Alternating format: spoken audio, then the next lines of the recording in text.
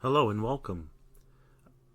In this section, we're going to begin a more rigorous discussion of the limit of a function, the definition of the limit of a function, its interpretations, and how to perform analysis with a limit as well. In section 2.2, we're going to begin with what I refer to as the intuitive interpretation of the definition of the limit.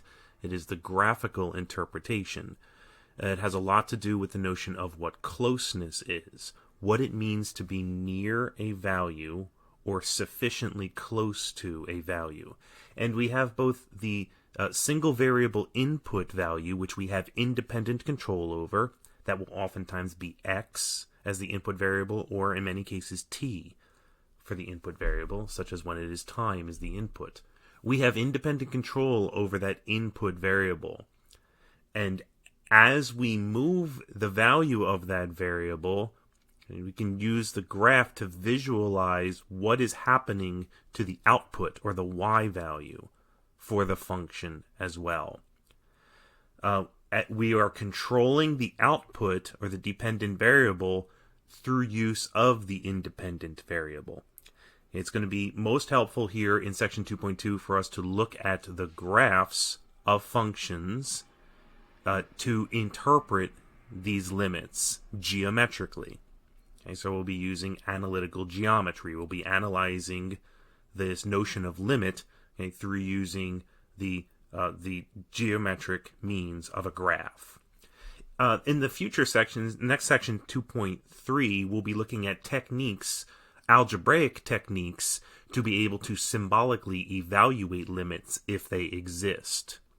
And in 2.4, we'll be looking at the precise definition of the limit by writing proofs called epsilon delta proofs for the definition of a limit.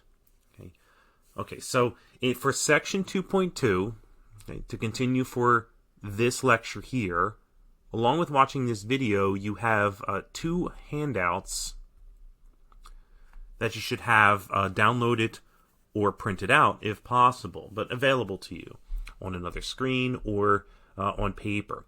The first are notes of the definitions of the limits that I provide for you, the specific verbal definitions, as well as the symbolic representations of those. You also have a worksheet. This is classwork.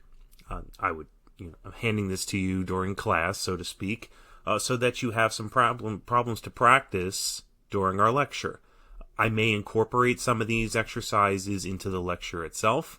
I may ask you to do some of these on your own as well during class and to report what your findings are. Okay, so we should be prepared for that. You should have this with you during the lecture. At times during the video, you can pause the lecture and you can practice some of the exercises, for example. You can do additional practice and study afterwards as well.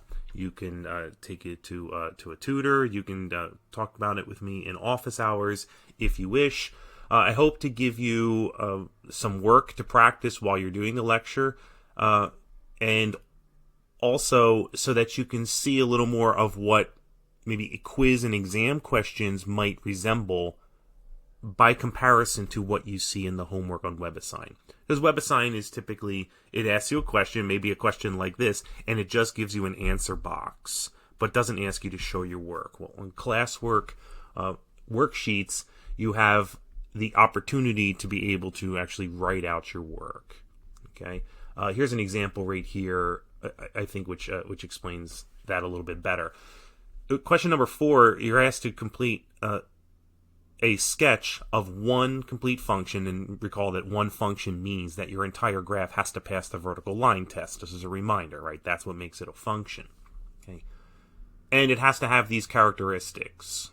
Okay, so we'll get to that. But the same question given in WebAssign would give you a multiple choice, maybe A, B, C, D, pick the correct graph that has all these characteristics. That's not what it's going to look like on an exam, though. It's going to look more like this on an exam, where you just have blank paper. You need to create the sketch on your own, not choose a graph that was already pre-constructed for you, for example. Okay. So have the classwork available to you during this lecture, and have your notes also available to you for reference as well. Okay. The objectives I've outlined for this section include the definition of the limit overall, that is the general definition of the limit, starting with the finite limit, okay? And then one-sided limits, we looked at that already a little bit in the previous section. We looked at the slopes of secant lines as they approached the instantaneous rate of change, the slope of the tangent line. And we took a look at secant lines, the sequence of secant lines from the left of a fixed point, and the sequence of secant line slopes from the right of a fixed point as well. And the overall general definition of a limit is that if the limit from the left and the limit from the right, if those both equal something, that is, if they exist, and if those two one-sided limits end up equaling each other as well, then the general limit would exist and it would equal what those two one-sided limits equal as well. Okay? This is outlined on that page of definitions in your handout for today. Then we'll take a look at infinite limits, aka vertical asymptotes. So if the limit exists, but it is not necessarily a finite number, if it is an infinite quantity, right? So if it is unbounded, okay, that is instead of approaching a specific value, the idea is that no matter what value you choose, you're always going to be exceeding that more and more. Okay, so an infinite limit.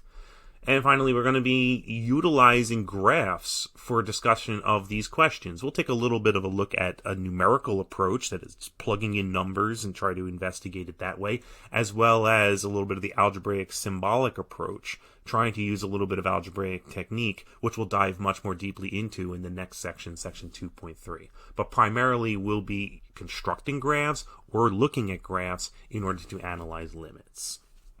So let's start with the definition of the limit. Okay.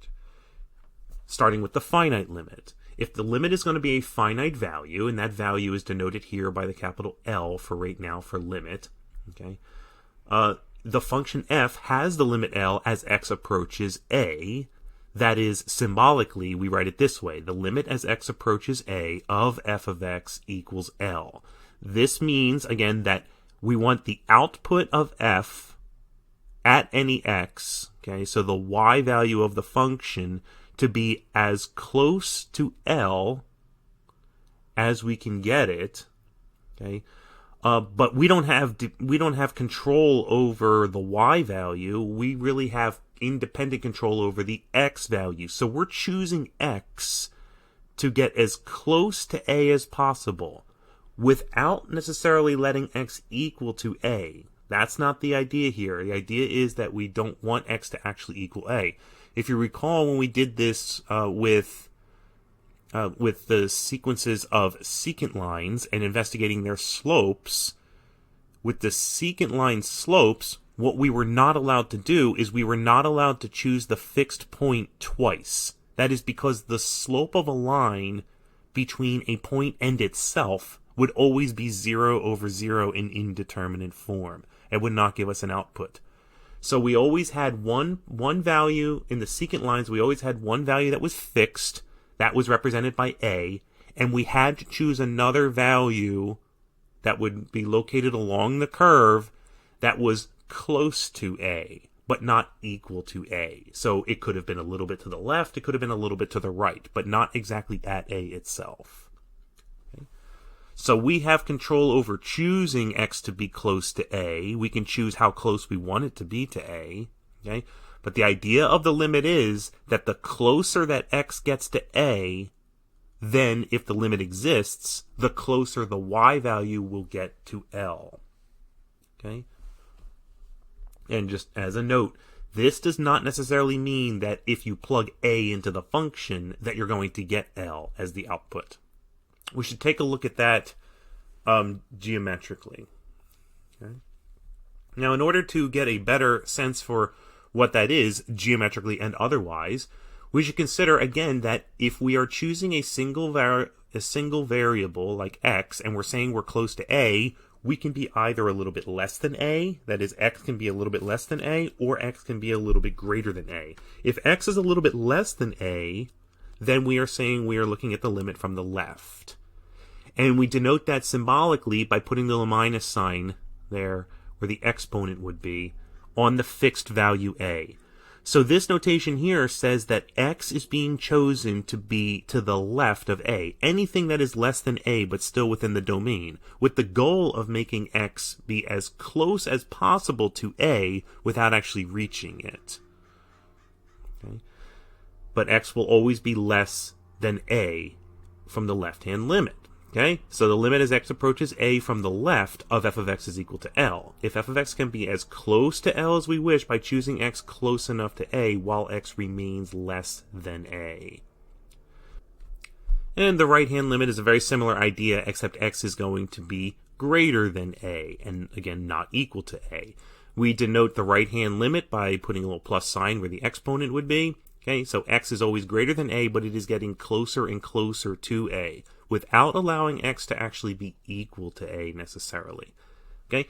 And let's say that that limit is equal to r instead, because there's the possibility that the left-hand limit could equal one quantity. It could be a finite value, for example, and it could be that the right-hand limit, about the same fixed value, is equal to another finite value. They may not be the same as each other.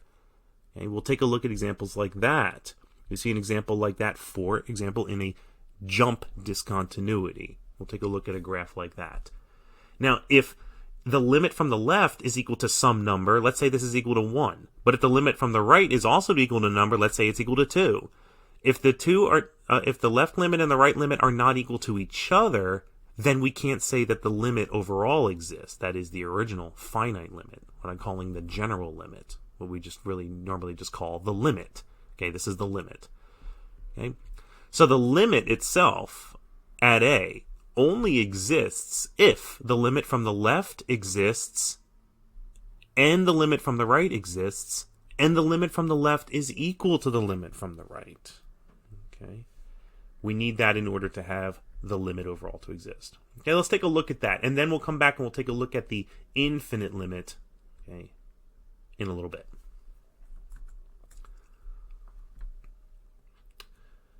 Okay, so it's important to note, I think, right now, for clarity, that we were talking about recently the limit of slopes of secant lines. Okay, so what we were doing,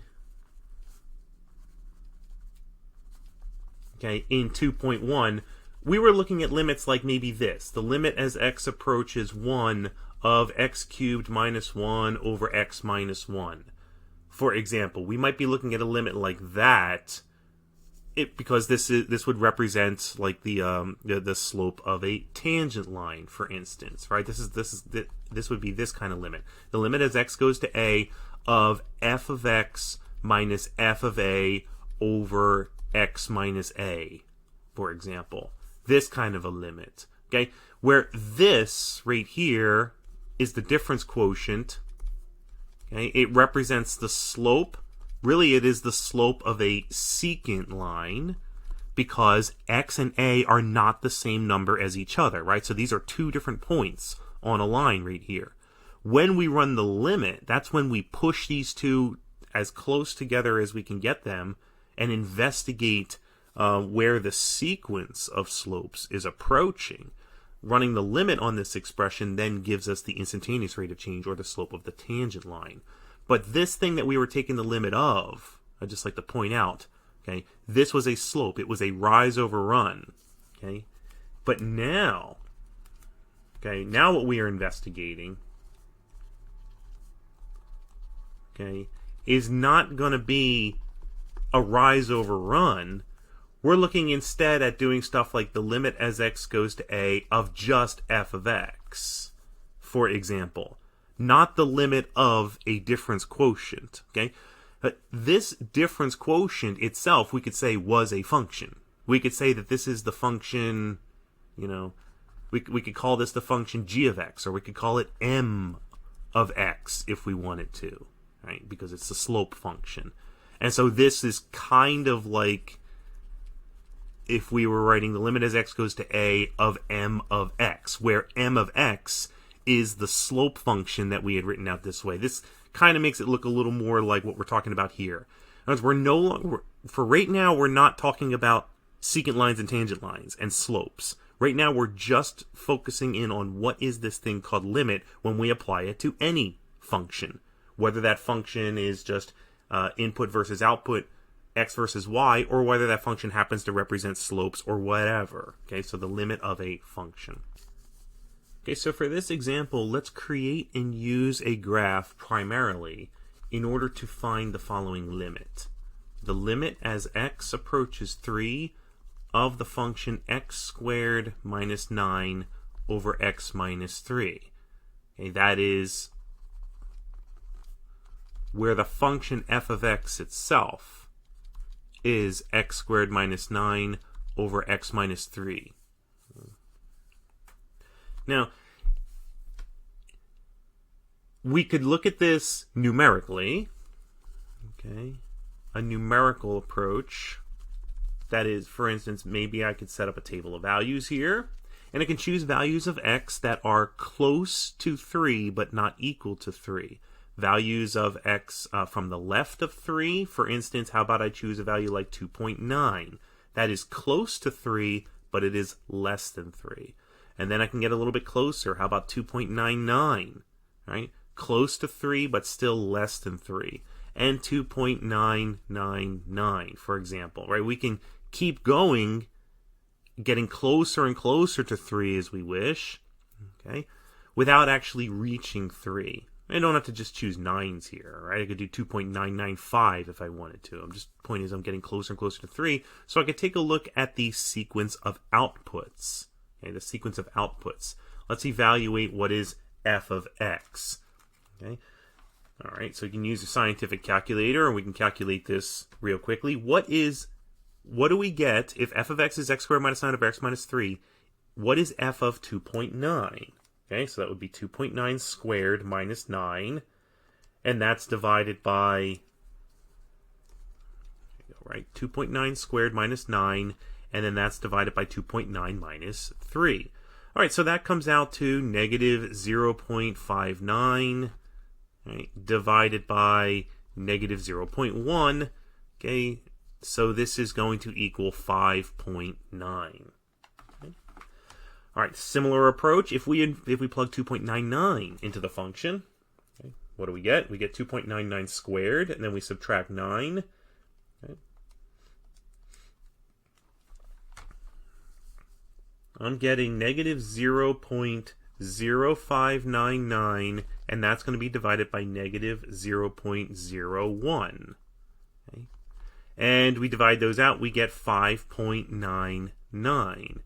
And what happens when we put 2.999 into the function? Okay, 2.999 squared, subtract 9 from that.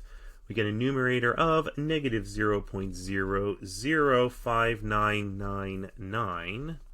Okay, and that's going to be divided by 2.999 minus 3, which is negative 0.001. And that moves the decimal point 3 spaces over, gives us 5.999. Now, what are we investigating here? As x is approaching 3, okay, as x is approaching 3, but it's doing so from the left. That is, x is always less than 3, but not equal to 3. Okay, and what do we get from that? We're getting a sequence that goes 5.9, 5.99, 5.999. Notice these values are increasing. Okay, these values are increasing, getting larger and larger, but not towards infinity. It looks like the rate of increase is slowing down. It is approaching a ceiling, and it looks like the sequence is approaching a ceiling at 6. This would be the left-hand limit, okay, the one-sided limit from the left. Okay, we found that numerically now by plugging in some values. What if we did that approach then also from the right? X versus f of x. That is, now let's choose values of x that are greater than 3, but close to 3. So we can choose something like, how about 3.1? Okay, now let's get a little bit closer. How about 3.01? Or I could even do this. I could do 3.05 if I want. That's closer to 3, right? Just to demonstrate. Okay. And even closer, how about 3.001? We'll do 3 values here. Let's evaluate f of x, where again f of x right now is x squared minus 9 over x minus 3. So we have 3.1 squared minus 9 over 3.1 minus 3. Okay? So 3.1 squared minus 9 gives us 0.61. And 3.1 minus 3 is 0.1. All right, so that gives me 6.1. Okay, 6.1. Okay, we see where this is going already, we hope. 3.05, we'll plug that in. So 3.05, square that, subtract 9.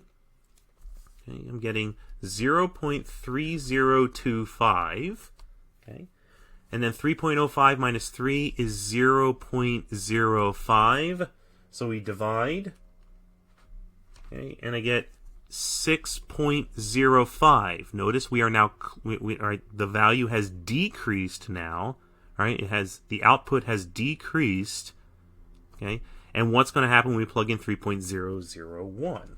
3.001 squared minus 9.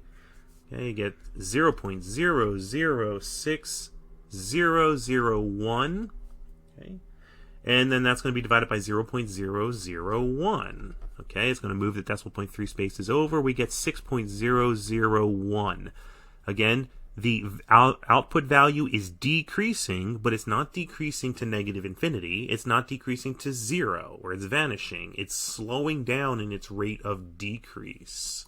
Okay, so here we have, all right, we have a rate of decrease going on here, but it is slowing down in how much it's decreasing by. So we say here we have the limit as x is approaching 3, but remains more than 3. So it's approaching it from the right of the function f of x, and it appears that the output is going to 6. That is, that f of x is getting closer and closer to 6, while x gets closer and closer to 3, but x remains greater than 3. And this would be the limit from the right. Okay. This is a numerical approach here that we're taking. A bit time consuming, but also serves the purpose of demonstrating the point here.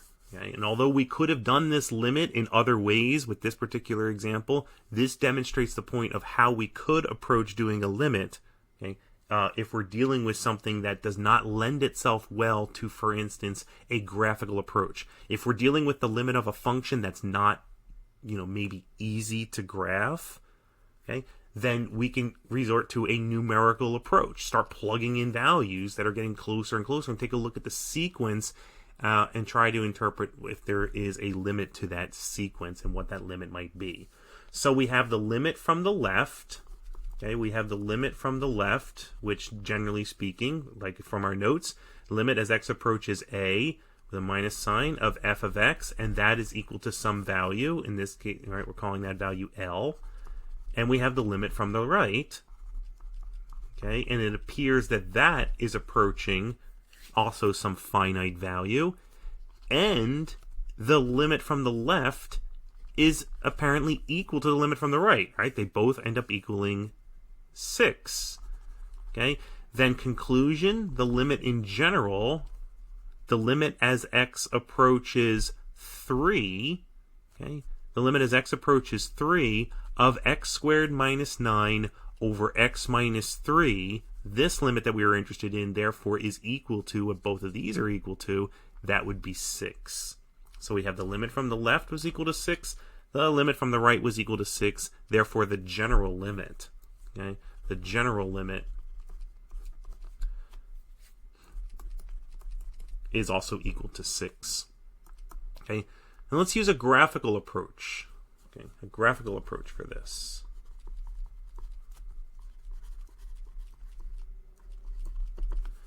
Okay, to investigate the limit as x goes to 3 of x squared minus 9 over x minus 3. That is, let's create a sketch of the function f of x is equal to x squared minus 9 over x minus 3. Notice that if we tried to plug 3 into this function, what's going to happen? Well, notice that f of 3 itself is equal to 0 over 0. That does not exist. Okay? That does not exist. DNE does not exist. It is an indeterminate form, okay? And it doesn't equal anything at 3 itself. It only is equal to what we found to be equal to 6 if we are close to 3 in the input. Only when we're close to 3 is this equal to 6. At 3 itself, the function does not exist. Well, what does the graph of the function look like? Okay, we can plot some points, right? Like, what about if x is equal to 0? If x is equal to 0, we're going to get, what, -9 over -3, which is equal to 3. Okay? If x is equal to 1, we're going to get 1 minus 9 is -8, divided by 1 minus 3 is -2. That gives me 4. If x is equal to 2, we're going to get 4 minus 9, which is -5.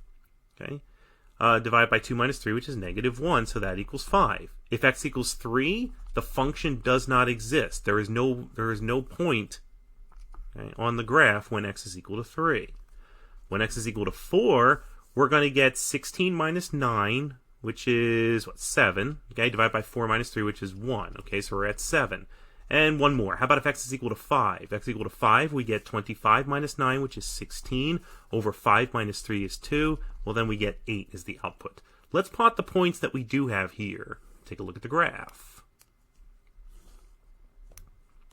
1, 2, 3, 4, 5.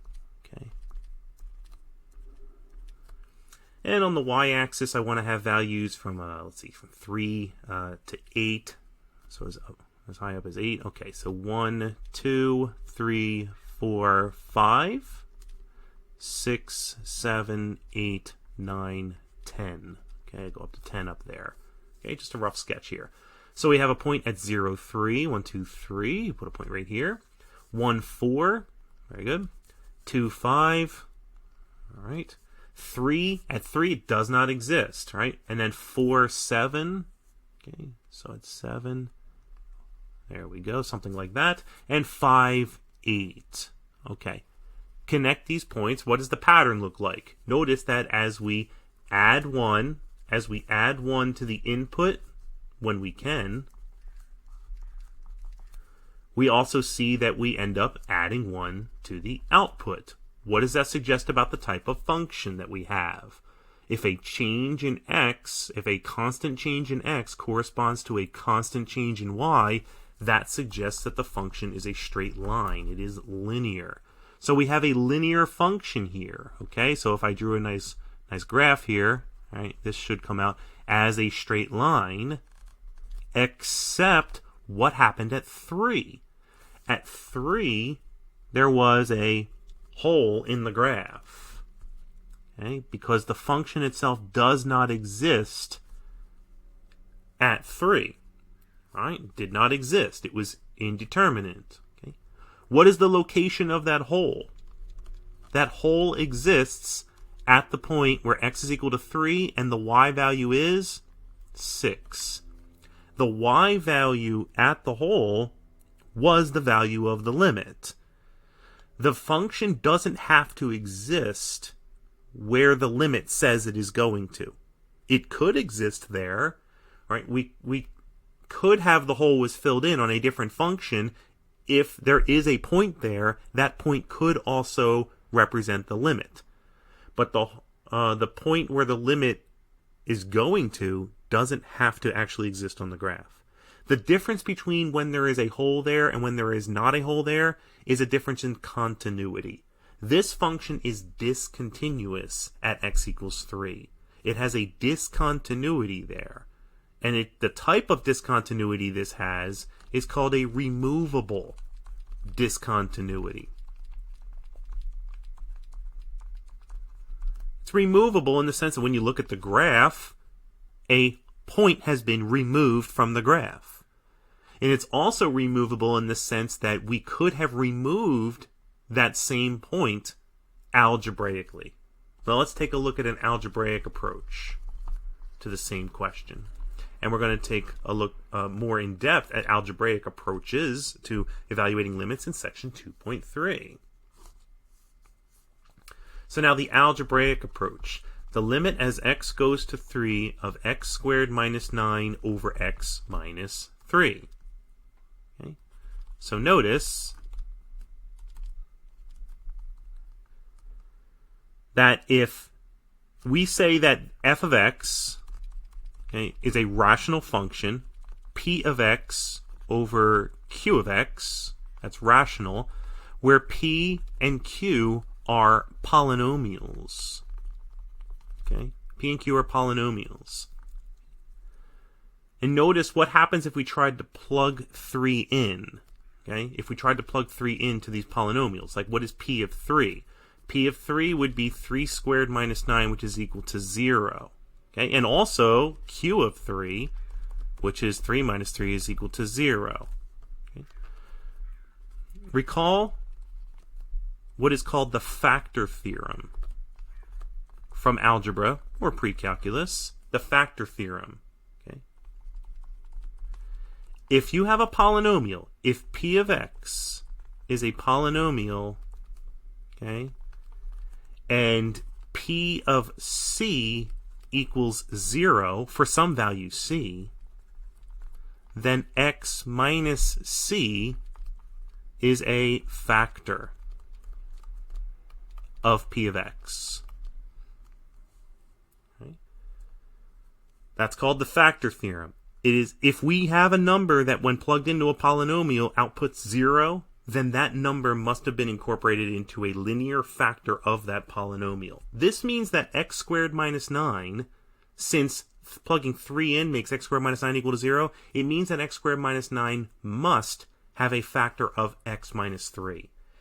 And that helps us to be able to factor the entire rational function. So the numerator, we now know, has a factor of x minus 3. It has to. Well, if we take out the x minus 3 from that numerator, notice we'll be left with x plus 3. Right? Now we have fully factored the numerator. Now we have a common factor between the top and the bottom, so we can cancel the x minus 3's. Now we are left with the limit as x approaches 3 of x plus 3. Notice, no more discontinuity now. The denominator is no longer equal to 0. In fact, the denominator is equal to 1. This is just over 1, right? Okay. And in fact, we can just, because this is now just a plain polynomial, we can just evaluate this by plugging in the 3, and we get 6. Not only that, but the graph here that we had constructed. Now this is really the graph of f of x is equal to x squared minus 9 over x minus 3. Okay? But that graph looks an awful lot like the graph of y equals x plus 3. It looks like the graph of x plus 3. Okay? Except it turns out if x was actually equal to 3.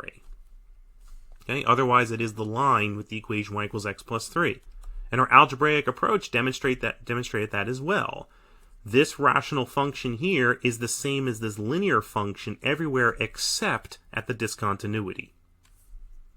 Okay? So we have 3 approaches here to be able to analyze this limit. A numerical approach, which can be quite time-consuming, but is quite valuable when the other approaches fail. Okay, if they're too time-consuming. If it turns out that creating a graph would be just too time-consuming, we have the option of doing a numerical approach instead. It's important that when investigating a general limit, we look at the limit from the left and the limit from the right, verify if both of those exist independently, then verify if they end up equaling each other. All those are requirements in order for the limit in general to exist. The graphical approach, sketch the curve by whatever means you use to sketch curves. Okay, we'll take a look at more sketches in this section. Okay, and then the algebraic approach, more on that in section 2.3. Depending on the families of functions that are involved, the techniques will vary as well. This was dealing with a rational function, and a rational function is a ratio of polynomials. The polynomial functions can exploit the factor theorem. That is that if the polynomials are equal to 0, then we must have factors that we can easily extract. Let's take a look at another example right now, something like that. All right.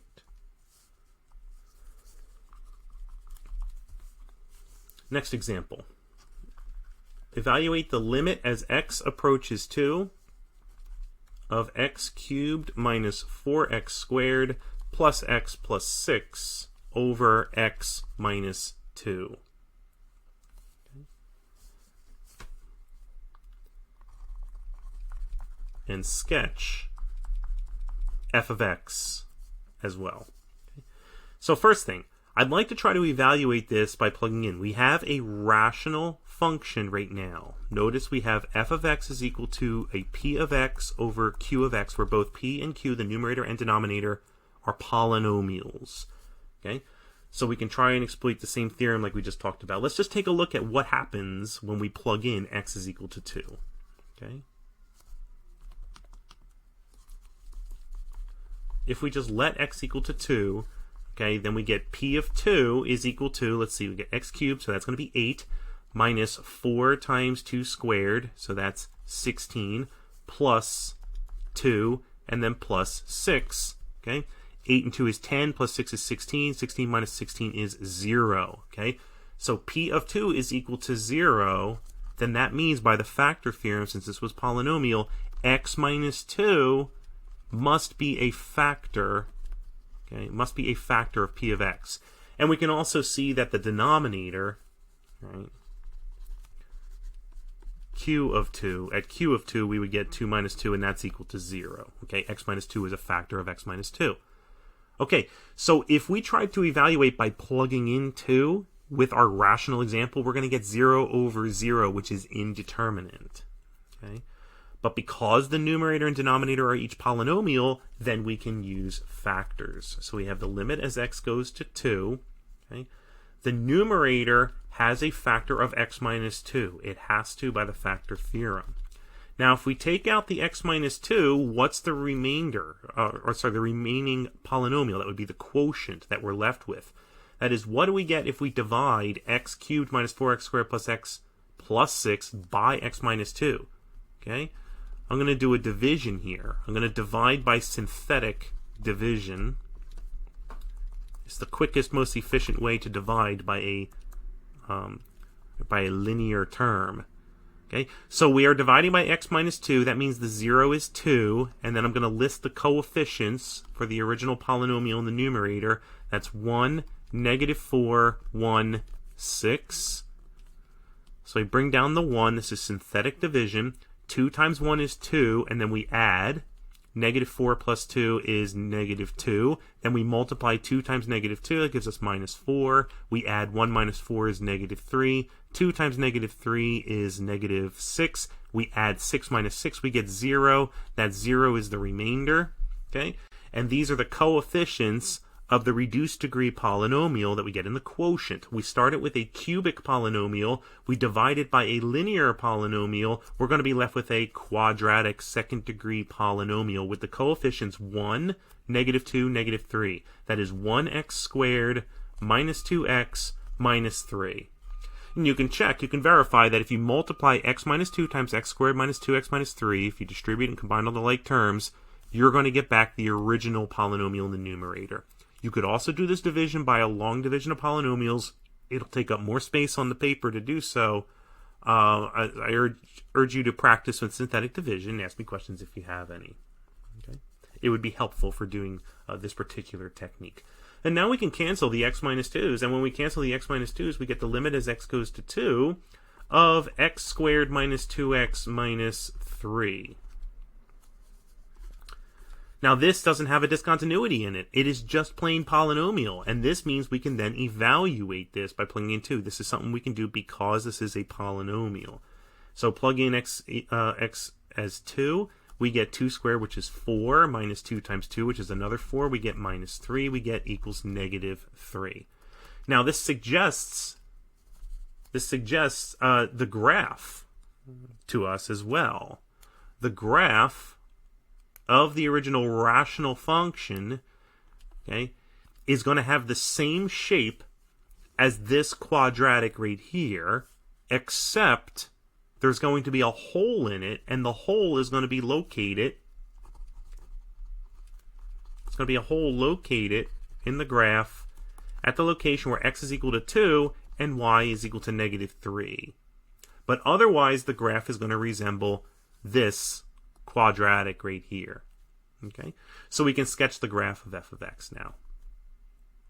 Okay, so let's sketch f of x is equal to x cubed minus 4x squared plus x plus 6 over x minus 2.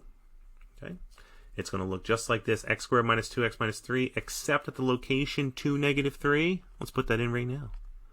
At the location 2, negative 3, there's going to be a removable discontinuity. It shows up as a hole on the graph. Okay. So what other points can we find to help create our sketch here? Okay, y equals x squared minus 2x minus 3. Okay, if we plug in 0 into this, if x is equal to 0, then y is equal to negative 3. Okay, so there is a point right here then. Okay, how about vertex? All right, vertex of a parabola, negative b over 2a. So that's going to be positive 2, because the opposite of negative 2 is 2, okay, divided by 2 times 1. And that's equal to 1. The vertex is where x is equal to 1. Okay, so that's h. hk is the coordinates of the vertex. If x is equal to 1, then the y value is going to be 1 squared is 1 minus 2 minus 3. 1 minus 2 is negative 1. Negative 1 minus 3 is negative 4. So 1, negative 4. So here's negative 4. So here we have the vertex. By symmetry, we know that this is a parabola. It has to have symmetry. The axis of symmetry goes right through the vertex. Okay. So the vertex with coordinates hk is 1, negative 4.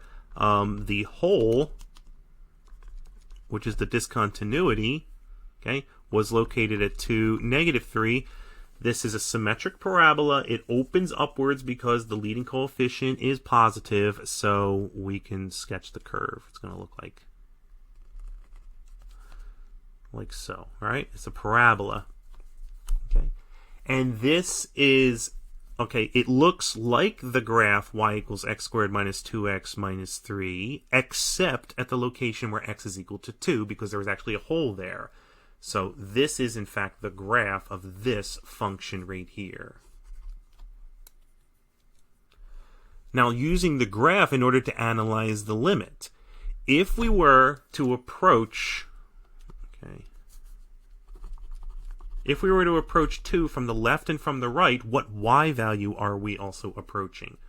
Use graph to investigate our limit, okay? So let's take a look at the limit from the left. X approaches 2 from the left of our function, x cubed minus 4x squared plus x plus 6 over x minus 2. Recall that means that x is less than 2. So this means that we are on an interval, okay, from x to 2, but we're not allowed to reach 2. All right, we're getting as close to 2 as we can. Okay, which we can investigate graphically then,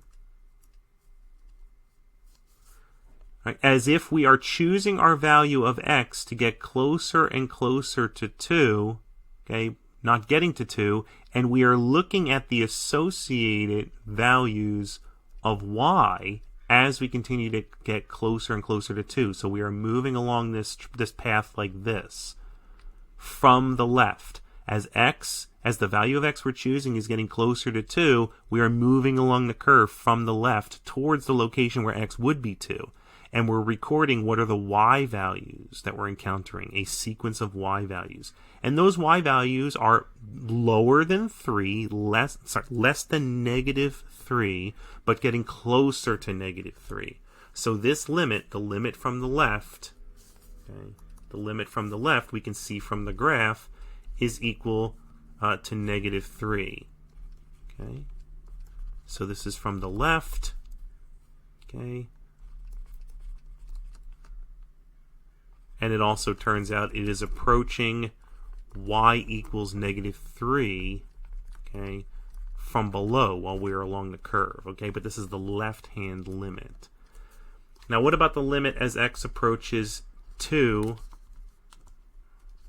from the right of our function x cubed minus 4x squared plus x plus 6 over x minus 2? Okay, so that means we are on an interval now where we're not allowed to hit 2, but x is always a little bit more than 2. So it's open at 2 towards wherever x is, so x is somewhere to the right of 2. Okay, so this is the limit from the right using the graph. That is to say, let's use a different color here. How about some purple? Okay. So if we are approaching 2 from the right, we're choosing values of x that are greater than 2 but getting closer to 2. The associated values of y, okay, we can read from the curve, the y values, we're flowing along the curve this way. We're getting closer and closer to -3 again. We're getting closer to that hole. We're getting closer to -3 but remaining above -3. Okay, but we can get as close to -3 as we want by controlling how close we get to 2 in the independent variable. So as we're tracing the curve from the left towards x equals 2 and tracing the curve from the right towards x equals 2, we are approaching the same y value from both directions. And it doesn't matter that the point itself doesn't exist. It would still be the same limit even if that point did exist there, by the way. Whether it was there or not is irrelevant. It's that the limit exists because we're getting closer and closer to that output, that y value. Okay, so we see that this is also equal to -3, and that is going to be the limit from the right. Okay, and we can see from the graph, in this particular graph, we happen to be approaching y equals -3, and we're approaching it, in fact, from above, as it turns out. Okay. Now, since the limit from the left is equal to the limit from the right, okay, since the limit as x approaches 2 from the left of f of x is equal to the limit as x approaches 2 from the right of f of x, okay, and both of those are equal to -3, then we can say that the general limit exists. The limit as x approaches 2 of our function f of x exists, and that limit is equal to -3. Okay. Now let's take a look at a worksheet example here, where a graph has already been constructed. This first example right here. Using the graph that's already given to us, where we don't even have the symbolic function. Right? State the value of each quantity if it exists. And if a quantity does not exist, we can write DNE for does not exist. If it does not exist, explain why. Starting with this limit here. So this entire graph is the graph of a function called f, or f of x. Okay, the outputs are f of x. Part A, the limit as x approaches 2 with the minus sign, that means from the left of f of x. That means that we are choosing values of x that are getting closer and closer to 2 from the left. As we are choosing values of x that are to the left of 2, we are moving along the curve. Okay, we're moving along the curve up here. Right? We're traveling along this curve and we're getting closer and closer to where x is equal to 2. That's closer and closer to this point. It doesn't matter that that's a solid point right now. The idea is that we're getting closer and closer to some y value as we independently control the x value from this direction. What y value are we getting closer and closer to? That y value that we're getting closer to would be the value of the limit. Use the graph to tell me which value y would be the limit, the left-hand limit of the function as x is approaching 2. And if you said that the output is approaching 3, you would be correct. The answer to part A is that this is equal to 3. Okay? As we choose values of x that are less than 2 but could continue to get closer to 2, the output is getting closer to 3. Now what about part B? The limit as x approaches 2 from the right of f of x. Consider that we are choosing x values that are greater than 2 but getting closer to 2. That is, we are approaching x equals 2 from the right. And we are traveling along the curve itself. as we travel along the curve from the right, doesn't matter that this point doesn't exist or not. As we are traveling from the right, what y value are we getting closer and closer to? So the answer to B, we are getting closer and closer to where y is equal to 1. So the limit from the right, as x approaches 2 from the right on this curve, is equal to 1. So from the left of 2, the limit of the function was 3. But as x goes to 2 from the left. As x goes to 2 from the right, the limit of the function was 1. We see on this graph that when the limit from the left, which is equal to a finite value, in this case the finite value 3, okay, it exists. The limit exists from the left. And the limit exists from the right as a finite value. It was equal to the finite value 1. But when the limit from the left and the limit from the right are not equal to each other, what does that mean about the general limit? The limit as x approaches 2 of f of x. That would mean that the limit as x goes to 2 of f of x does not exist. The limit from the left existed, the limit from the right existed, but the general limit did not exist. Okay, so you can write D and E for does not exist there. The reason why? Because the limit from the left and the limit from the right are not equal to each other. Even though they each existed, they didn't equal each other.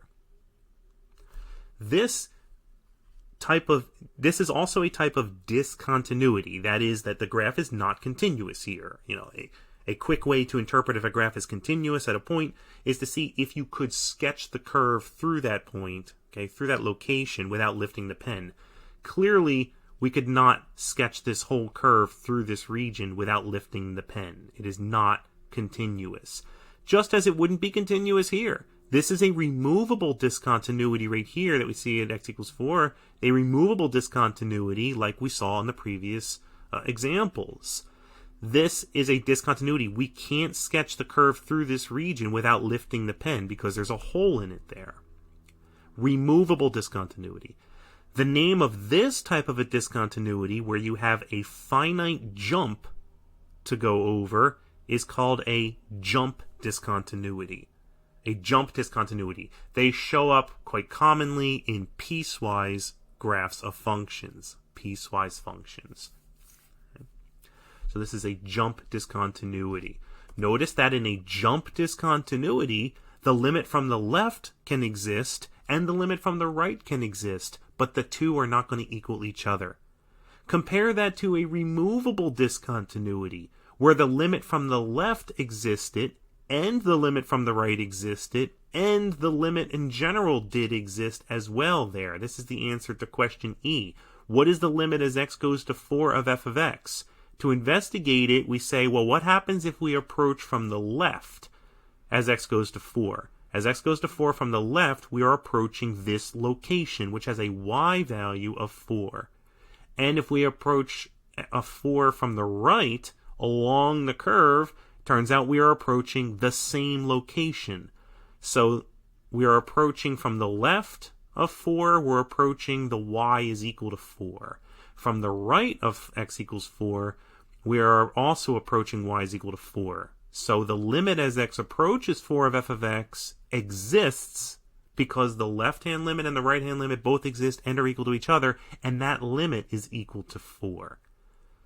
Okay? Even though the function's discontinuous there. For a removable discontinuity, the limit from the left will exist, and the limit from the right will exist, and the two will equal each other. So the general limit exists. Just like it did in the couple of examples that we already worked through in this video here. Okay? Jump discontinuity, removable discontinuity. There's one more discontinuity type for us to talk about in this section, and that's the infinite discontinuity. We should take a look at that here in a moment. All right, what about the answer to part D, f of 2? If you just plug 2 into the function, remember that this is a function, therefore it passes the vertical line test graphically. In other words, for any value of x in the domain, you would get exactly one value of y in the range. So if you plug 2 into the function, you should get at most one y value. looking at the graph, if we were to choose x is equal to 2, the only point on the graph that has an x value equal to 2 is this point right here, which is where y is equal to 3. So f of 2 is equal to 3. Now, we'll note that in the future, when we're talking about continuity in a future section, that this means that this function is continuous from the left, it turns out. That is, that the limit from the left was exactly equal to what the function in fact equaled if we were to just plug the number in. Okay? That's how we would define continuity in a future section, in a couple sections from now. And for f, part f, what is the function f of 4? If we were to plug 4 into the function, what would be the output? Well, at x equals 4, the function itself does not exist. There's a hole there. Okay, so the output doesn't exist. Even though the limit, even though the limit as x approached 4 did exist, right? This limit was equal to 4.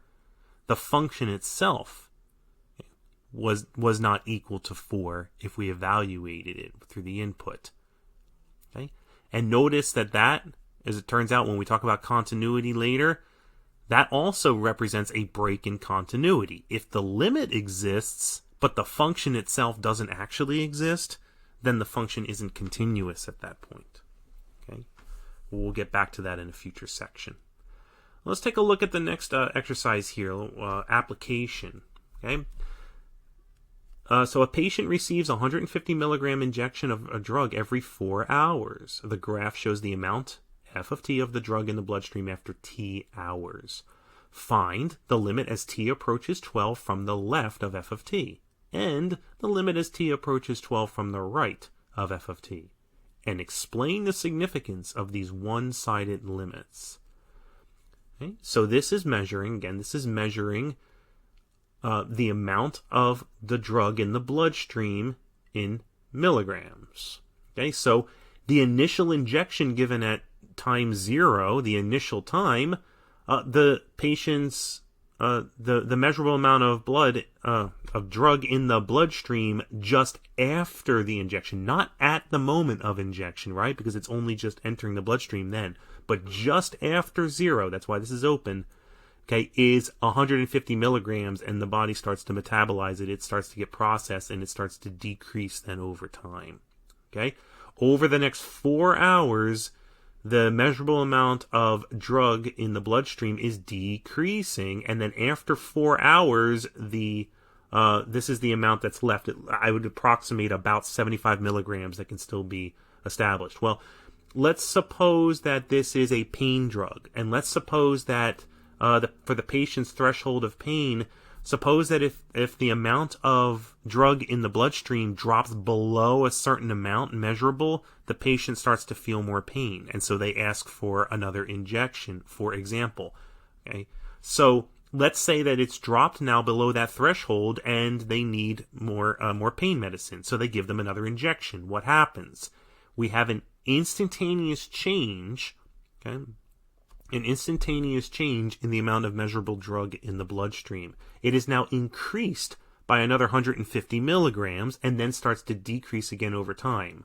Okay, and then eventually it drops down again, and then another injection is given. Okay, so in many cases it may be a goal to keep the amount of drug in the bloodstream for it to work most efficiently. Maybe we want to keep it above some minimum amount. Okay, so that it works effectively, but we might also be concerned that we keep it below another amount so that it doesn't do more damage than it is doing good, right? So we want to play this balancing game here to try to keep the amount in the bloodstream. It's changing continuously, right? It's always going to be changing the amount that is in the bloodstream. We have independent control of giving a boost of the amount of drug in the bloodstream. Now, what's the limit from the left of 12 of f of t? That's as we approach 12 from the left.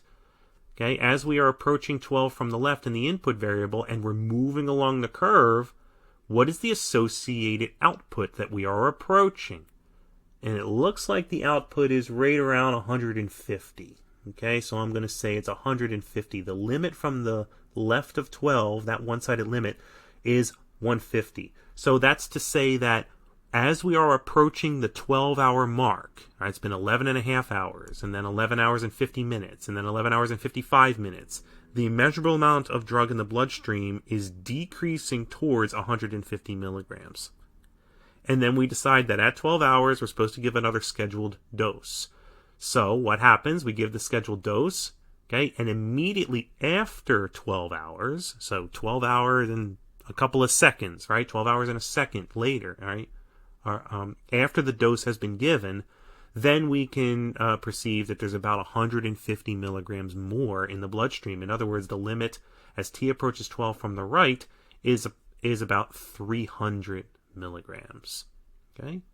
What kind of a discontinuity do we call this?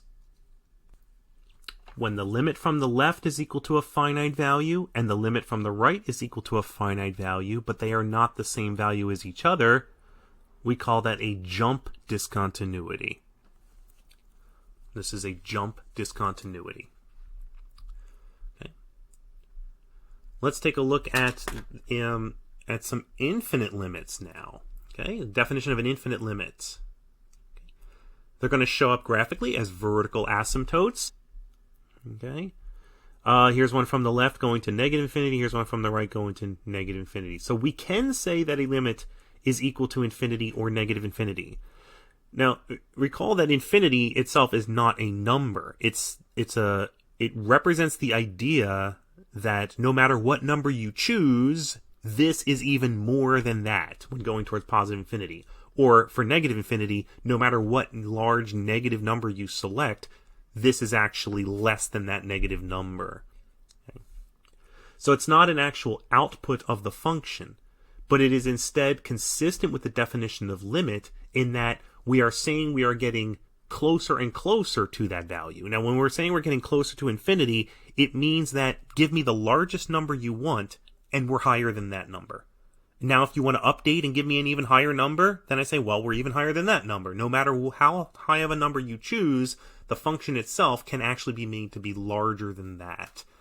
That's the idea of closeness to infinity, that you can get above any ceiling that someone tries to place.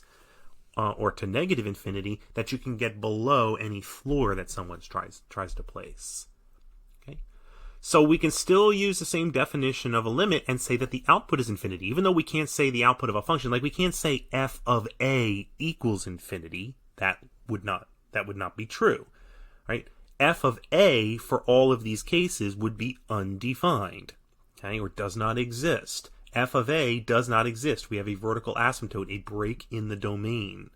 But the limit as x approaches a of f of x, okay, can equal infinity or negative infinity. Okay, so one-sided infinite limits are possible, but also the general limit is possible. What would it take for the limit as x goes to a of f of x to equal infinity? In terms of our discussion here of one-sided limits, it means that the limit from the left must equal infinity, and the limit from the right must equal infinity as well. So both of the limits exist, and they are equal to each other. Where does it differ from our discussion before about jump discontinuities? It is not a finite limit. In a finite limit, we have the limit from the left and the limit from the right are each equal to a finite number, L or R, okay, to some finite value. With the infinite limit, it's not equal to a finite number, okay? It's unbounded, okay? It is infinite.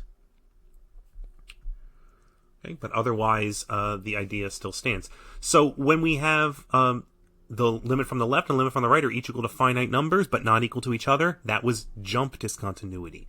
If we have the limit from the left and the limit from the right, okay, are each equal to infinite quantities, either infinity or negative infinity, okay, then the type of discontinuity we have is called an infinite discontinuity. Okay, it's not a jump.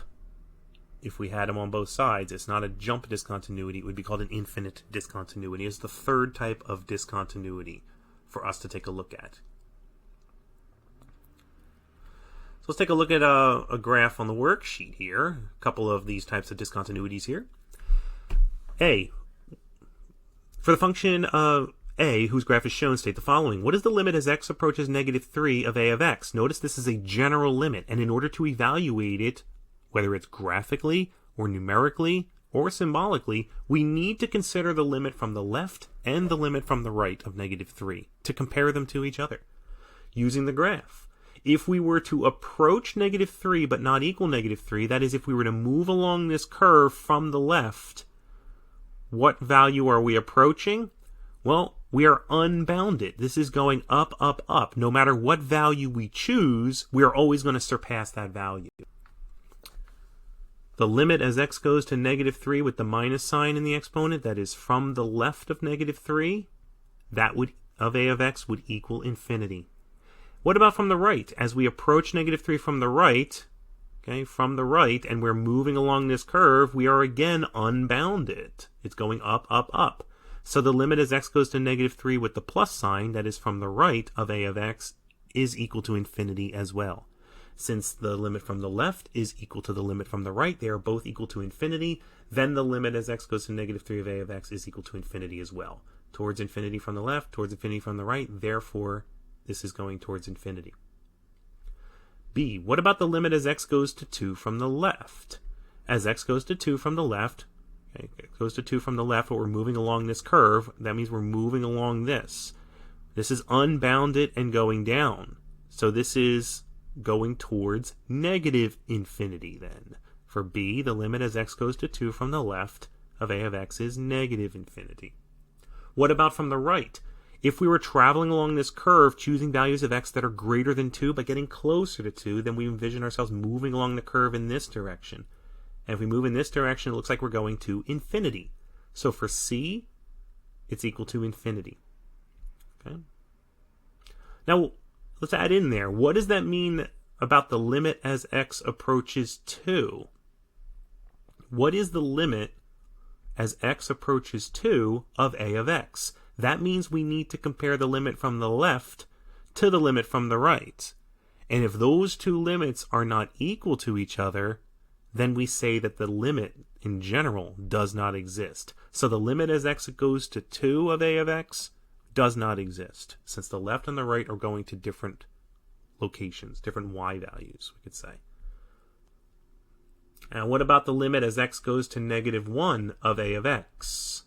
Take a look at the graph. As x is close to negative 1, take a look at it from the left as it approaches negative 1. And then also from the right as x approaches negative 1, and move along the curve.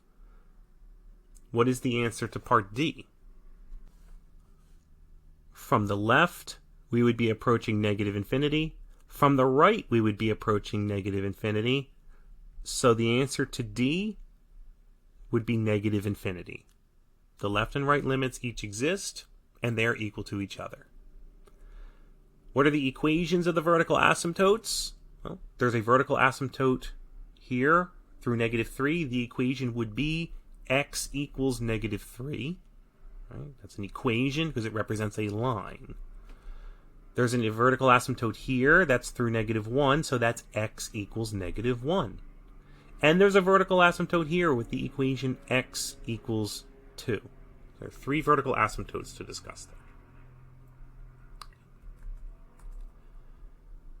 Okay, let's go back over here and try an example on paper.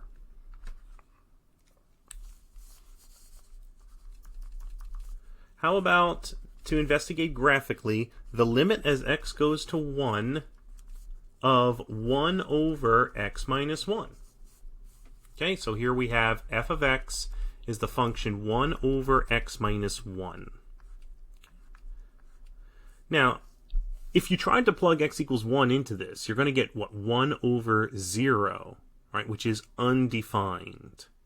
Okay, that could mean a lot of things in terms of what happens if x is close to 1 but not equal to 1. If you want to investigate it numerically, you can do that. Absolutely. Right? You can say, well, what if I plug in 0.9 and 0.99 and 0.999, and then to the other side, what about 1.1, 1.01, and 1.001? You can plug those values in, and you can take a look at this sequence here, okay, and take a look at this sequence here and see where they are going. Let's take a look at it graphically, though. Okay, a quick sketch of this. It doesn't take that long to sketch this. It'll be less time than it would take probably to do this. So this is a rational function that has been shifted 1 unit to the right. It has a vertical asymptote located at x is equal to 1. Okay, that's its vertical asymptote. Okay, it has, if we want a couple of points on it, right? Remember that 1 over x looks like this, right? That's y equals 1 over x. We're just shifting this over to the right 1 unit. Shift it over to the right 1 unit. So it's going to exist up here, okay? And it's going to exist like over here. I'll do a little better than that. Try to anyway. Here, something like that. It's just a sketch. And it also has a horizontal asymptote. Okay, the horizontal asymptote is found at y is equal to 0. Okay, the y-intercept, if we want to include a point here, when x is equal to 0, y is equal to -1, so we have the point 0, -1 as well as the y-intercept. Okay, here's our graph. Now, using the graph, let's investigate this limit. Okay, the limit as x approaches 1 from the left of 1 over x minus 1. That's, okay, we can investigate that by imagining that we are choosing x values. They're getting closer and closer to 1 from the left, so we are moving along the curve like this. We are unbounded going downwards, so this limit is equal to -infinity. And the limit as x approaches 1 from the right of 1 over x minus 1. Okay, so we are we're choosing x values that are greater than 1, but approaching x equals 1 from the right. We are moving along the curve then in this direction. We are unbounded upwards, so the limit from the right is equal to infinity. Now, since these do not equal each other, compared to each other, okay, then the limit as x approaches 1, okay, of 1 over x minus 1 does not exist. Now, does that mean that if we plugged 1 into this function and get 1 over 0, right? If we get 1 over 0, does that mean that the limit doesn't exist necessarily? Right? And the answer to that is no, it does not mean that. It means you have to look further into this function, more deeply. You either need to take a numerical approach or a graphical approach. In either case, you must look at it from the left and right in order to determine what is really happening here in the limit. Okay. Let's try another example. The limit as x approaches 2 of x squared plus 2x plus 1 over x minus 2 squared. Okay? If we were to try to evaluate this directly, if we were to just try to plug in the 2, okay, like we did before when we had a rational function, we got 0 over 0 before. Well, notice the denominator here does go to 0, but what does the numerator go to? It goes to 4 plus 1 is 9. We go to 9 over 0, right? And 9 over 0 is undefined. That means we have to investigate it further, okay? We need to look at the one-sided limits instead, either numerically by choosing values to plug in that are close to 2, or graphically. And in this section, we'll focus on graphically. Let's sketch the function f of x is equal to x squared plus 2x plus 1 over x minus 2 quantity squared.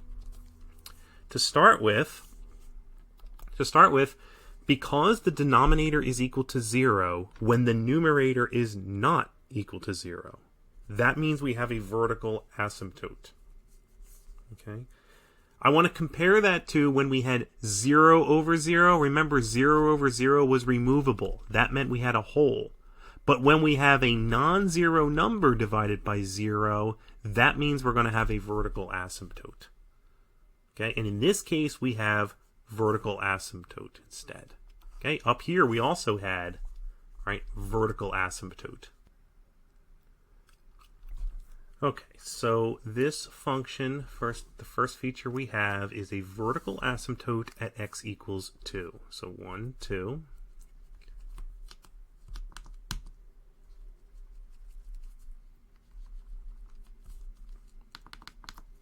Okay, vertical asymptote x equals 2. Okay, now what about horizontal asymptote? Okay, there is a horizontal asymptote. We can find out if there's a horizontal asymptote by comparing the degree of the numerator to the degree of the denominator. Okay, so we have the degree of the numerator here is 2, it's x squared, and we have the degree of the denominator is also 2, because we expand this, we get x squared, right? When that's the case, that you have the same degree on the top and the bottom, you divide the leading coefficients, and you get a horizontal line.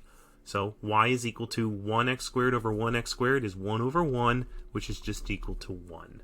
So the horizontal asymptote is at y equals 1. Okay? We'll recall, by the way, if the degree of the numerator was less than the degree of the denominator, then the horizontal asymptote is always at y equals 0. That was the case up here. The degree of the numerator here, here we go. The degree of the numerator here is degree 0 because it's 1x to the power of 0. And the degree of the denominator is equal to 1. If the numerator's degree is less than the denominator's degree, then we have a horizontal asymptote at y equals 0 every time, if that is the case.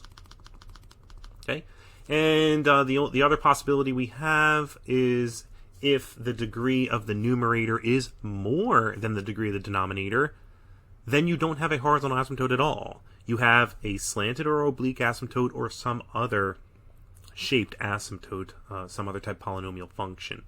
You can find it by doing a long division, though. Okay, but we have a horizontal asymptote here, y equals 1. That means that the graph is going to approach this horizontal line both to the left and the right. We are going to jump over this vertical asymptote where the function does not exist, and let's start plotting some points. Okay, let's start finding, how about the x-intercepts? X-intercepts are found where y is equal to 0. Okay, so you set f of x is equal to 0. Okay, now, setting this function equal to 0, it's sufficient to set just the numerator equal to 0 then, right?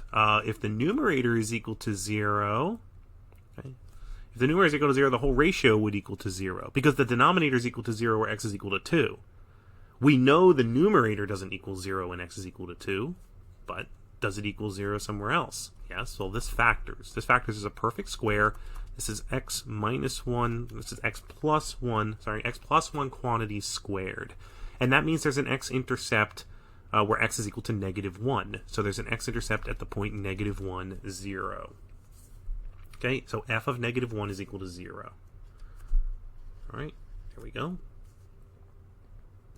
-1, 0. Furthermore, we have the numerator here. The numerator has a multiplicity of 2. Okay, a multiplicity of 2.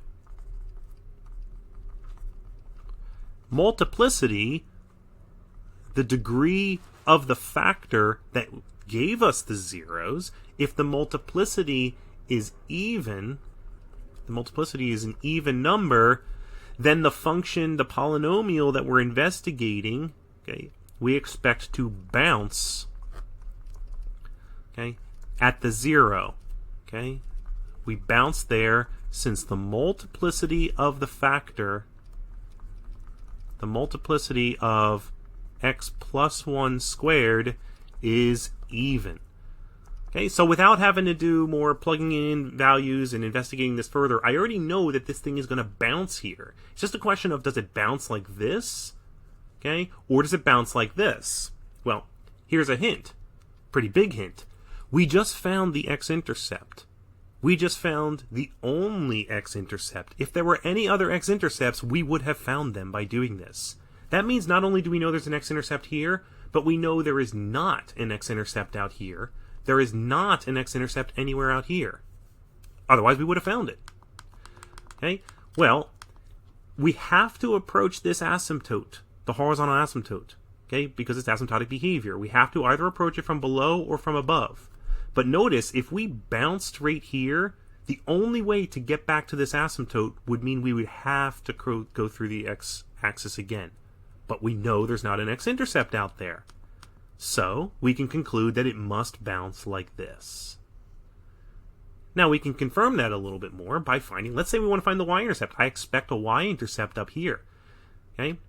By the way, this vertical asymptote here, we either have to approach it like this or like this. But since there's no more x-intercepts out here, or we would have found them, which one does it have to be? Okay? It would have to be that we approach this vertical asymptote like this. It has to be. Okay?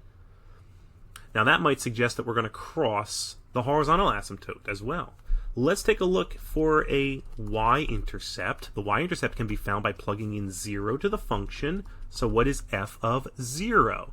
Well, f of 0 would be 0 squared plus 2 times 0 plus 1. That equals 1 on top. 0 minus 2 quantities squared. All right, so we get 1 over negative 2 squared, which is positive 1/4. So the y-intercept, okay, y-intercept right here, okay, is at 0, 1/4. Okay, and that's this point right here. Now it looks like we're going to cross the horizontal asymptote. We have to in order to get up there, so I expect to cross this somewhere in here. But we may cross it in other places. For instance, here's a possibility. The graph could do something like that. That is a possibility. But if it did, we would cross the horizontal asymptote. How do we check to see if we cross the line y equals 1? Does it cross the horizontal asymptote? We can do so by comparing the output of our function to the output of the asymptote. All right? That's how we know whether two graphs intersect each other, is by setting their outputs equal to each other and solving for the resulting inputs. So let's do that. Let's set the function we're graphing equal to the equation for the asymptote, which is y equals 1. And solve this. If we get x values that make this statement true, then we know that there must be points where it crosses the asymptote. And if no values of x make this statement true, then we know that our graph does not cross the asymptote. Solve this equation. I'm going to multiply the LCD to both sides. All right. Now we can expand on the right. So you get x squared minus 4x plus 4. Start combining like terms. These x squareds will cancel each other out. Add 4x to 2x. I'm going to get 6x. Subtract 1 from 4 and get 3. And we get x is equal to 3/6, which is equal to 1/2. What did we just find? When x is equal to 1/2, y will equal 1 on both the asymptote and the curve. So the point 1/2, 1, okay, is a point on the graph. So if this is 1 right here, well, then 1/2 be like right here. Okay, so there is a point right here, okay, where our graph crosses the horizontal asymptote. Okay, now again, we found out the point where it does cross the horizontal asymptote. It didn't, not all functions are going to cross their own asymptotes, a horizontal asymptote like this, but this one did. But not only did we find where it does cross the asymptote, we also know that it does not cross anywhere else. Otherwise, we would have found those other places. So this graph must approach this asymptote like this. Okay? And what happens on the other side? Well, we have clues that already tell us what happens. First, it has to approach the vertical asymptote. That means it either has to do this or it has to do this. And it must approach the horizontal asymptote. That means it's either this or this. But we know, for one thing, it does not cross the x-axis over here. Right? We already solved for the x-intercepts. So that removes that possibility down there. There's no way for it to go from here to here, okay, without jumping over another break in the domain, which there isn't. There's no way else for it to get from here to here continuously without crossing the x-axis. So it can't be that. Okay? So it's this. In fact, could it have been this? Could it have been that the function came down and bounced under here and never crossed the x-axis but came back underneath? We know now for this function that this is not true, because we would have found another intersection with the horizontal asymptote if it were true. In general, though, ahead of time, this is certainly a possibility for us to consider with these types of functions. These rational functions can do things like that. So we have our function must exist like this. And you can check it with test points if you wish to see that that is so. Now this sketch can help us to analyze our limit. That's what we were after, right? We had undefined. Previously we had undefined, a 1 over 0, but that undefined led to does not exist. What about in this case? In this case, we can investigate this limit from the left and investigate it from the right by using the graph. Okay? The limit as x approaches 2 from the left of our function f of x, okay, that's as we move along our curve, okay, from the left of 2 as we're approaching this way, moving along the curve like this, it is going up, up, up. It is approaching positive infinity. It is unbounded. And as we approach from the right, the limit as x approaches 2 from the right of f of x, what is that equal to? Okay, so here's 2. So we're approaching 2. That means we're moving along the curve like this. And again, it is going up towards positive infinity. Since those both equal infinity, they both equal each other, okay, then therefore the limit in general, x approaches 2 of f of x, would also equal that quantity infinity. Okay, so we found our answer. This limit in this case is equal to infinity. We found it by investigating the graph. Okay, one more quick graphical one here for an infinite limit. Okay, the limit as x approaches 0 from the right of the natural log of x function. This is a one-sided limit, and it is necessary that it is a one-sided limit, right? Because look at the graph of the natural log of x. Okay, y equals the natural log of x has a vertical asymptote. Okay, its vertical asymptote is at x equals 0. But the graph has a shape like this. Okay, it has no horizontal asymptote, it only has a vertical one. It crosses through at the point 1, 0. In other words, the natural log of 1 is equal to 0 because e to the power of 0 is equal to 1. Okay? Using this graph, we're saying what is the limit as we approach from the right? Okay? As we approach 0 from the right. That's as we move in this direction. That's as we move along this curve like this. What is this limit equal to? And the answer is this is going down, right, towards negative infinity. Okay? Notice the domain of this function is the open interval from 0 to infinity. So x is strictly greater than 0 in this function. Okay? For the natural log of x. Okay?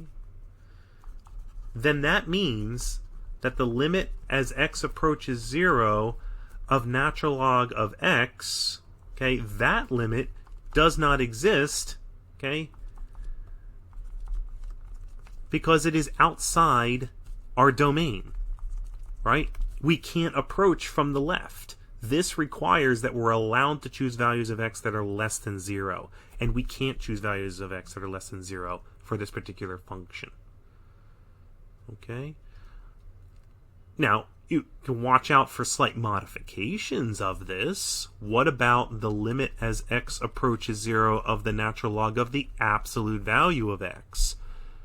Notice that this modification here does allow x to be negative because the absolute value bars are going to transform any negative quantity into a non-negative quantity, and so we would be able to evaluate it then. And by the way, the graph of this, the graph of y equals the natural log of the absolute value of x, okay, would also have a vertical asymptote in it at x equals 0. And if x is positive, we're going to have that as our natural log function. But if x were negative, we're going to have the mirror image of that over there. So if you took a look at this limit right here, as x goes to 0 from the left and the right of the natural log of the absolute value of x, what would that equal? Okay. What is this equal to? According to this graph, what does this limit equal? Sketch the piecewise function to determine values of a for which the limit as x approaches a of f of x exists. Here's our piecewise function defined over 3 segments of its domain. It includes all x's that are less than 0, x's from 0 to pi, and then x's that are greater than pi. So the domain of f of x, the entire domain of f of x, okay, is all real numbers. Okay, but for any value x that we choose within the domain, it can only be plugged into one of these 3 pieces, right? Because for every function, there is only one output for every input from its domain. Okay, so let's take a look at this sketch. So we have the first branch. We have 1 plus the sine of x. Now, the sine of x, okay, if we just call the sine function's graph, that's where x can be any real number from negative infinity to positive infinity. We interpret the units of x, if necessary, as radian units, which can also be a unitless measure. But we're talking radians here, not degrees. Okay, so when we say pi, what is the sine of pi? We mean the sine of pi radians. Okay, so the sine wave, right, starts at equilibrium, which is at 0, 0. It goes up to a crest. Goes up to a crest and down to a trough and then back again through waves, right? And this extends outward in both directions. It goes as high as 1, as low as -1, right? Its amplitude is 1. And it has a period of 2 pi, right? So this is from 0 to 2 pi, for instance. Okay, this is pi. We get pi over 2, 3 pi over 2. Okay, and this, of course, is 0, 0. When we add 1 to that function, it is a vertical shift. We're going to shift the whole thing up 1 unit. And so that's what we want. We want that graph shifted up 1 unit. 1 plus the sine of x. So if this is 1 right here, it crosses through, goes like that. So its equilibrium has shifted up to 1.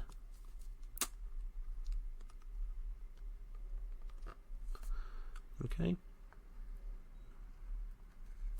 All right.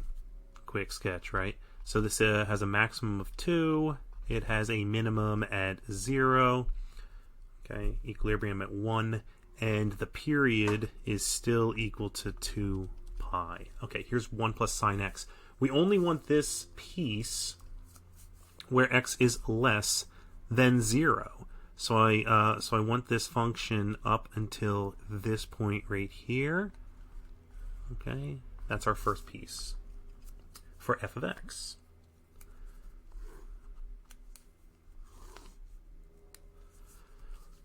All right, so if this is 1 right here, and then this is 2 right here, so from 1, all right, it comes down like this, up to 2, down, all right, something like that, right? Should actually hit the x-axis down there. Okay, and then let's see, this is 1 full wave right here, so this would be at, for instance, -2 pi, right there. Okay, this peak would be at -3 pi over 2. This would be at -pi. This would be -pi over 2, and of course this is 0 right here. One more thing that I must change here. X is not supposed to be equal to 0 on this branch, so I should make this certainly an open circle. An open circle, at least for the time being, until I see what happens next. An open circle right here. Speaking of what happens next, on the closed interval from 0 to pi, the function should look like cosine of x. Okay, y equals the cosine of x is the same as the sine function, except it starts at a crest at 1, and then it goes down, and then it goes up. Right, it goes down, it goes up again and again, right? And of course, this same in the other direction. A complete wave was over the period of 2 pi. So half a wave would be over the would be from 0 to pi, and that's the interval that we are interested in here. We're interested in this from 0 to pi, including the 0 and the pi, right? We're on the interval from 0 to pi here. Up here, we were on the interval from -infinity to 0. It was open. Okay. So we're going to start at a maximum of 1, which happens to be that point right there. Right? So starting at that point, and then continuing down until we get to the minimum at -1. So now we get to fill in this point because we're going to continue downward like this. Okay, and the -1 is included as well, okay, because that would correspond to where x is equal to pi. Okay, of course, this value right here, that would be pi over 2. All right, and the last branch, it just looks like sine of x, back to this again, if x is greater than pi. So starting at pi and heading outwards from there, okay, to the right, that would be this region right here, okay, but this is on the interval from pi to infinity, which is an open interval. So we're going to take this one from pi to infinity, open at pi. So when x is equal to pi, you would have the sine of pi, which is equal to 0. That would be this point right here.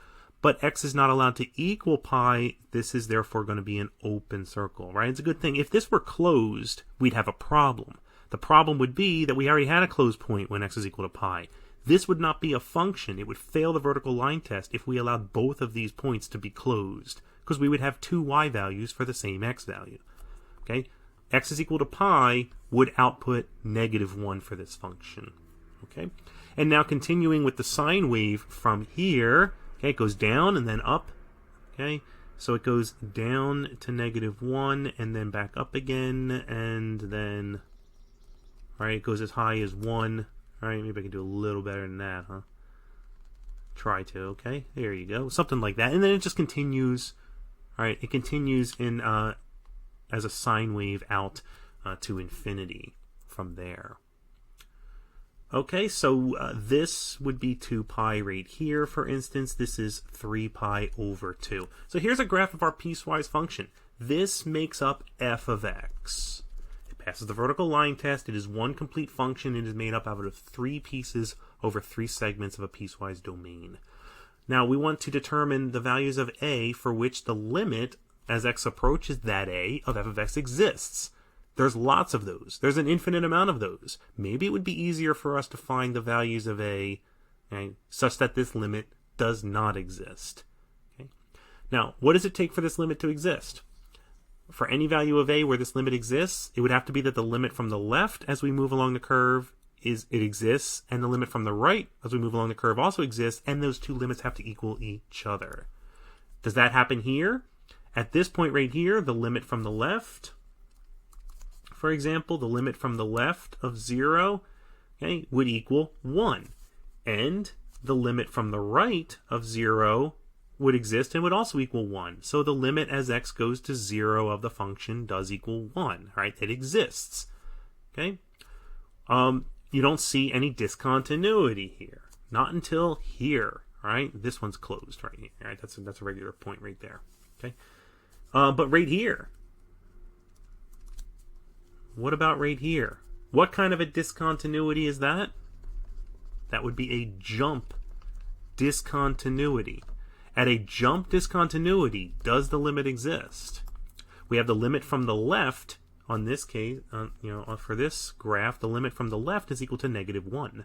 But the limit from the right, where x is approaching pi, that's equal to 0. Let's write that out symbolically. The limit as x approaches pi from the left of our function f of x, where f of x is this full piecewise thing right here, okay? The limit as x approaches pi from the left of f of x is equal to, the y value right here is -1. The limit as x approaches pi from the right of f of x, okay, is equal to, what's the y value here? It is 0. Each of these limits exist, right? This is our limit from the left. This is our limit from the right, okay? But L does not equal R. The two don't equal each other. That happens when you're in a jump discontinuity. We get finite limits on the one-sided limits, but the two don't equal each other. So we have a jump discontinuity. Therefore, the limit as x approaches pi of f of x, the general limit, does not exist. And that's the only place where we really see an issue here. Everywhere else, any point that we choose on anywhere on here, like say I pick this point right here, well, from the left and from the right, we're approaching that point, right? So you choose this point right here. From the left, Okay, from the left along the curve and from the right along the curve, we're approaching the same point. So the limit exists at all of those other points in there. The only place it does not exist is where x is equal to pi. So how do we determine the values of a for which the limit exists? By stating the values of a where it exists, all right? The limit, okay? The limit lim x approaches a of f of x exists for on the entire domain now except where x is equal to pi. So for all real numbers except for a is equal to pi. In other words, the only value where this doesn't exist is when x is approaching the value a equal to pi. We found that by graphing the thing, right? Taking a look at its graph. Okay, one last example here. And you have a similar one on your worksheet that you can try out. Sketch a function which satisfies all of the following conditions. Dissect this statement a little bit. A function, that is one function. Okay, so first off, this means sketch one function, not a function for each condition, but one function that satisfies all of them collectively. What makes something a function? When you look at its graph, it has to pass the vertical line test, or it's not a function. Okay, so if you have an example like this on an upcoming quiz or exam, for instance, right? These are things I'm going to be looking for in your overall graph, not just that you satisfy the conditions, but did you give me one graph that satisfies all of them? That's important. And is your graph even a function? If it doesn't pass the vertical line test, then it fails that portion of it. Okay, so some of the credit would be for representing that you did just one function, and some that it actually passed the vertical line test, as well as the conditions themselves. Okay, those are all important aspects of this exercise here. Okay, all right, all of the following conditions. Let's start taking a look at each of them independently. Let's start with this. The limit as x approaches 0 of f of x is equal to 1. What does that mean in terms of its graph? This is a general limit. That means we have x is approaching 0 from the left. Okay? It's approaching 0 from the left, and the output would be 1. Right? So we have the limit as x approaches 0 from the left of f of x is equal to 1, and we have the limit as x approaches 0 from the right of f of x is also equal to 1. Okay? So what point is it approaching on the graph itself? What would be the coordinates of the point it's approaching on the graph? Well, x is getting really close to 0, and the y value is simultaneously getting really close to 1. Okay? So on the graph, we should be looking at the point 0, 1. Is that point going to be open or closed? It doesn't matter yet at this point. For the time being, leave this point open because we're just looking at the limit. It doesn't mean that the point itself exists on the graph. Okay? But for the time being, we're not going to put an actual closed point there. We can close it later if it happens to be a closed point. Okay? I'll move down here. Okay. So I'm going to go to the location 0, 1, and at the location 0, 1, I'm going to put an open circle. I know that the function is approaching this location right here. Okay? I just don't know yet. We don't know yet whether that point is filled in. How could we know what is happening if that point is filled in? If that point is a filled in point, we should see that the function evaluated at 0 is equal to 1. We'll take a look over here.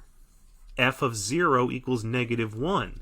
This means we have a closed point at the location 0, negative 1. Okay? If x is equal to 0, then y is equal to negative 1. And since this thing is a function, it's not possible for both of these to be filled in, right? Because then it would fail the vertical line test. Okay? But we do know that we're approaching 0, 1. Right? We're approaching that location. There's many ways we could be approaching it. From the left, we could be approaching it from above. We could be doing something like that, for instance. Or we could be doing something like that, for instance. Or we could even be coming in straight on like this, like a constant function, just straight. And from the right, similarly, we could be approaching from the right like this, or from the right like this, or even from the right like that. We can't do combinations of these. This wouldn't pass the vertical line test. We'd have to pick one. Okay? But it shows that we're getting closer and closer to this location from the left and from the right. And in terms of interpreting whether you've graphed this limit correctly, you could pick any combination of one of these pieces from the left and one of these from the right, and it would satisfy the condition, right? So you could say, have it coming in like this from the left, but then leaving like this from the right, and that would be fine. It shows that the limit as x approaches 0 of f of x is equal to 1, because you have the left and the right limits are equal to each other. Okay? But I want to find a little more information out here. Well, maybe we'll leave we can leave that one up there. Okay? We need to know more information about, like, well, where's it going next, for instance. Okay? So I'll have this here. I'll have this do that. Okay? Okay, you have flexibility. You can make them straight line segments, curves, whatever. As long as it is still a function, right? You're not going to have it curve around on itself like a circle. All right, what else? We also have behavior happening around 3, and we have behavior at 3 itself. Okay, so we have the limit from the left of 3 of f of x is -2. Okay, that means we are approaching, okay, from the left, we are approaching the point where x is equal to 3 is trying to get to 3, and the y value is -2. So we are approaching 3, -2, and we are approaching it from the left. So let's include that one then on our graph. 3, -2. Okay? So let's say this is 1, 2, 3. This is -1, so let's put -2 right here. Okay, this is 3. All right. So right here, we don't know yet what's happening at 3. I haven't looked at it yet. So I'm going to put an open circle here at 3, -2. Okay, and we're going to show that we're approaching this from the left. That means we could be approaching from this direction, from that direction, from that direction. For example, any one of those. Well, we were already up here, so maybe I'll take something like this. All right, maybe I'll make it do something like that for right now. Okay. Next. The limit as x approaches 3 from the right of f of x is equal to +2. Okay? All right, so this is approaching the point with coordinates where x is trying to get to 3 and the y value is 2, and this is for x greater than 3, so this is from the right.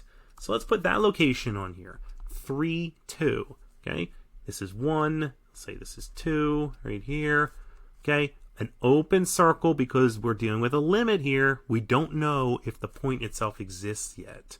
It might be important, it might not be important. It depends on the other information that we have to satisfy here. Now, it's approaching from the right. So it could be that it's coming down like that. It could be even going off to some vertical asymptote like that. We don't know what's happening out there. It could be going off like a constant. It could be going down like that. It could be any one of those possibilities, okay? So without loss of generality, let's just say it does something like that for right now. Okay, it shows that it is approaching this location from the right. That's what's important here. One more condition that must be satisfied for our function, it must be that f of 3 is equal to 1. That means we have to have a closed point at the location 3, 1. So when x is equal to 3, y is equal to 1, this answers the question, are they open or closed? Because this one has to be a closed point right here. It has to be. That's what we were told.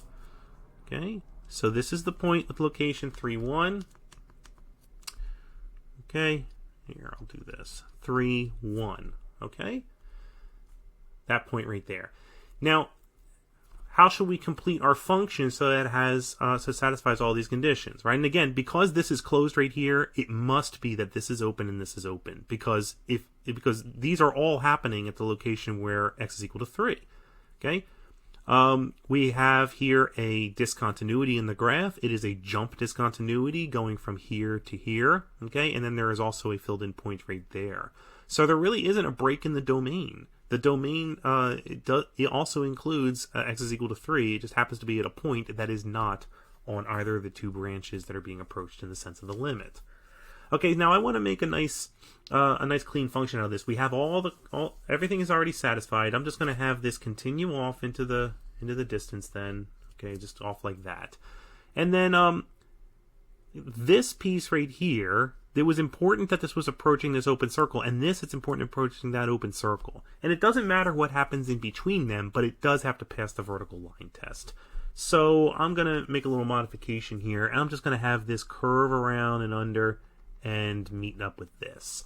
And then this one right here, let's just have this go off in the distance like that. Okay.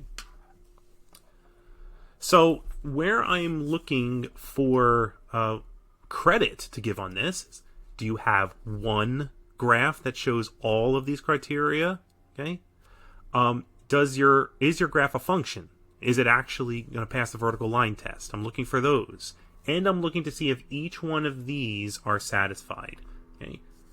For each one of those to be satisfied, this is where I'm going to be looking at the graph. This is showing that we are approaching the point 0,1. So I'm going to be looking right there. Are you entering from the left side? Are you entering from the right side? Are you approaching it from the left and approaching it from the right? I'm looking for that. Okay. Also, I have to consider whether that point is open because there's another point where x was equal to 0, and that was this right here.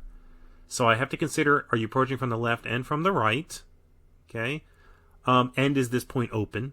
And then I have to see that you have the other point that exists down here because that was part of the criteria.